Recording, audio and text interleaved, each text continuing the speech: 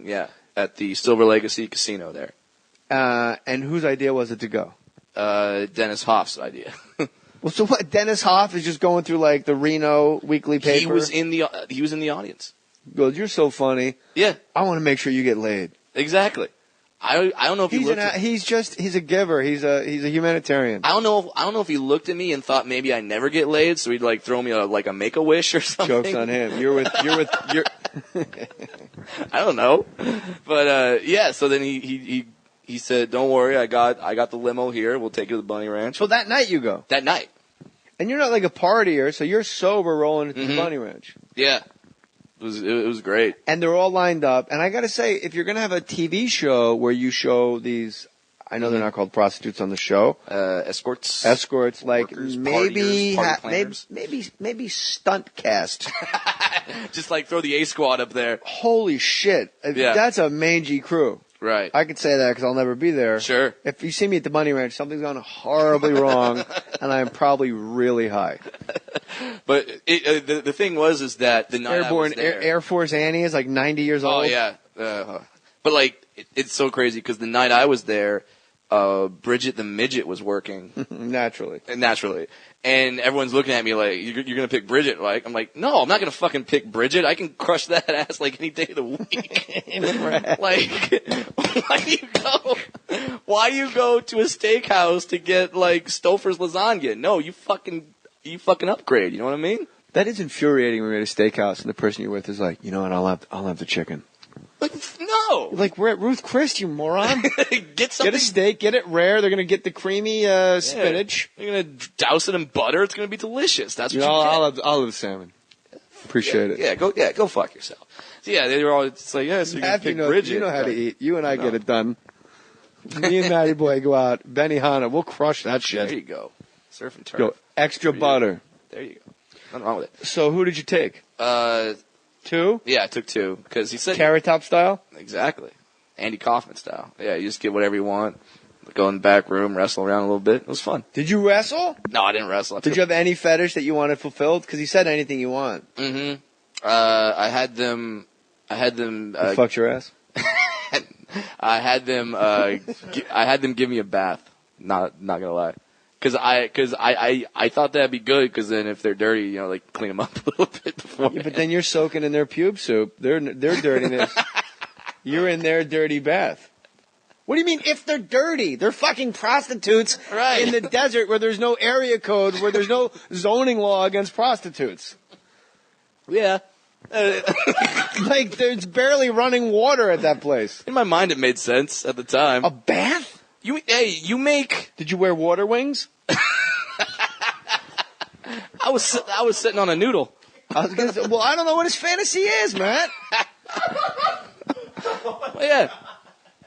I want to do. I don't think people. It's funny. It's interesting to see the reactions on Twitter because I don't think the listeners realize how close friends we are. Right. But Brad takes the piss out of himself 40 times before you can get one in. Like Brad's act is really a celebration of being a dwarf because you answer every question anyone could ever have about what it's like to be a dwarf. It's like a public service announcement for dwarfism and for tolerance wrapped up in absolute crush groove comedy. Ah, wow. Can that be the review of my next album? Yeah. That's great. I'll write it out. There you go. But it is true. Like everything you say well, not everything, but you answer any question you have about dwarfism, go see Brad's set or just go see him if you want to see a great comic. Yeah. It's interesting because people have said like, well, do you do only jokes about dwarfism? It's like, no, I do. I go into different topics about different things, but I have to talk about it. There's no way I could walk on stage and not talk about it. That's all I ask of these people on like TLC, like the roll-offs and shit. At some point, I need you to look into camera and go, yeah, I know. It's fucking ridiculous. Right? Just because I know. They just keep telling me how normal everything is. I'm like, no, your counters are this high. Yeah. That's not normal. It's not. And clean your house, roll-offs. Disgusting. Oh shit, get made. But yeah, it's like it's not normal when you have to take your pants that you just bought to a tailor and get like an additional $60 of hemming done to them. This little fucking fit. That's not normal. You had me at pants. So you said pants. I started laughing. It's over. And you got like designer jeans you always rock. I always rock. I'm kind of like a black dude in that I like to show people that I've made it, that I've done something, that I've got money. So I'll wear designer jeans. You got to put spinning rims on that group. I got to. I'll put 4 smaller midgets on my rims and have them spin around. Well, yeah, we've established the caste system of little people. Exactly. Like you're fucking 2'8". Get on my rims, bitch. And Brad says this on stage, and it was funny when he said it, but I saw it firsthand. And if you ever meet Brad Williams or take a photo with Brad Williams, no matter how drunk you are or high you are or fucked up you are, don't lift him up. Oh my God. Denver, he gets off stage, 3 guys are in the green. Isn't it amazing how many, and I don't want to be like an elitist, but it's your green room. It's where you go to get your shit together. Yeah. That's where you take your food. And every once in a while they go, hey, a guy that plays for the Angels is here. Like, yeah, let him in. Sure. Yeah. Hey, could you sign this book for this girl? Of course.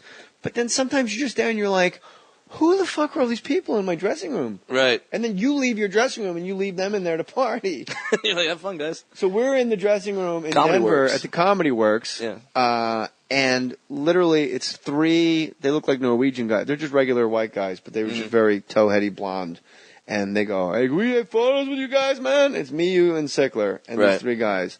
And literally, as I'm saying cheese, I hear, don't fucking pick me up, don't pick me up, I'm fucking serious, don't pick me up.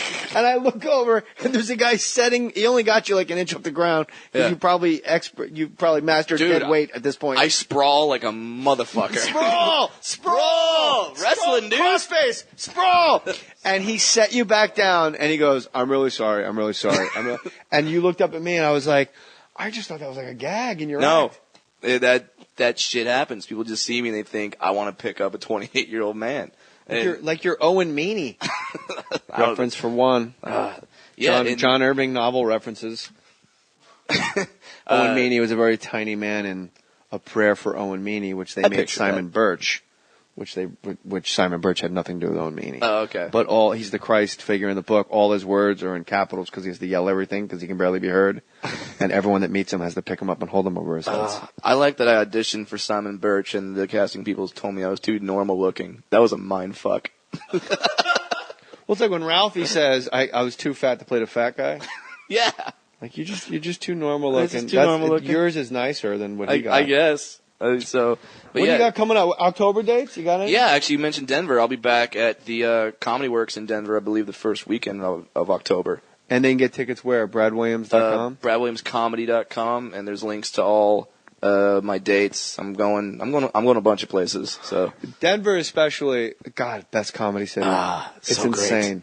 And support the Comedy Works in Denver. Wendy Curtis has mortgaged everything she owns, like the silverware, the pots, the pans, to open up these 2 great rooms. And it's just the greatest place to perform in Denver.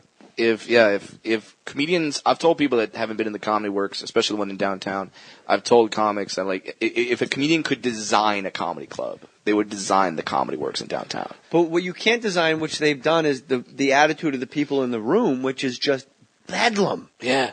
They're just, because they know, they trust that club so much that even if it's a guy or girl they don't know, they're like, no, but I trust the club. They would hire a funny person. Denver also has a really incredible, you wouldn't think it, comedy scene. Like there are great comics from Denver. Great opener acts. Yeah. Amazing. Most time, Wendy will tell me, don't bring your openers because I got people. And I want to give them stage time. I'm like, all right, that's cool. That's so great. Check out Brad on Twitter. Jesus, say it. At Funny Brad? I can't remember. Dick. That's all right. And you can check me out at jmohr37. If you're going to go to Amazon, go to jmohr.com. And by the way, everyone in the future coming on the podcast, this is the textbook how you are a guest on someone's podcast. You sit down, you have a bunch of stories, you hit it out of the park. You're like, you and Darryl Wright and Sickler, you guys are just money in the bank. Thank you, sir. Thank you for coming and again killing. And I'm going to tell you this. Next year's April Foolishness, I'm taking that fucking title. Really? I'm calling you out. So next year, because I heard the podcast with you and Barry Katz. And Barry's, I don't know if it was Barry's analogy. He said you were Eli Manning and I was Tom Brady. Such a great Such a great analogy. The guy completed 12 consecutive passes, but there's one guy that just picked them off and figured out how to get it done, and that was Brad Williams. That was me. He picked all you guys off. I am walking home. I might have to go early. You know, I'm not going to give anything away. Oh, okay. But I'm walking out with that strap. I'm taking the title. This is like old school 80s WWE trash talk. I'm taking the title. Let me tell you something, brother. When we walk into Gibson Amphitheater, right there, I'll tell you where the power lies. It's in the palm of a midget, brother. You can't handle You can't handle it, brother. To me, it's kind of vital to take Brad Williams' title. In everyone's rhymes, they want to mention me. Yeah, I'm gunning for that spot. I'm fiending for that spot. Who did I just hear rap that? I'm fiending for that spot. Was that on the Crystalia episode? No, that one was fun. I love when Crystalia goes, I love to freestyle, but I just don't like to rhyme. And I was like, well, because you don't. Who cares what you say then? What are you, 5? Yeah, you can say anything at that point. You had some great freestyle raps on that podcast. I thought it was pretty. You know what? I appreciate you saying that. I thought I had some nice ones. Yeah. Because, I can't freestyle with crap. So at the end, one of them I said, I'm so crazy in a fist fight, I'll bite your nuts. And his follow-up was, sounds kind of gay. That was his follow-up. Delia's great. Brad Williams, check him out on Twitter and on his bradwilliamscomedy.com and go see him live. And the podcast is called About Last Night. Please listen. Listen to it. Get some subscriptions. Look at the game tape. Until then, my friends, put your name on it.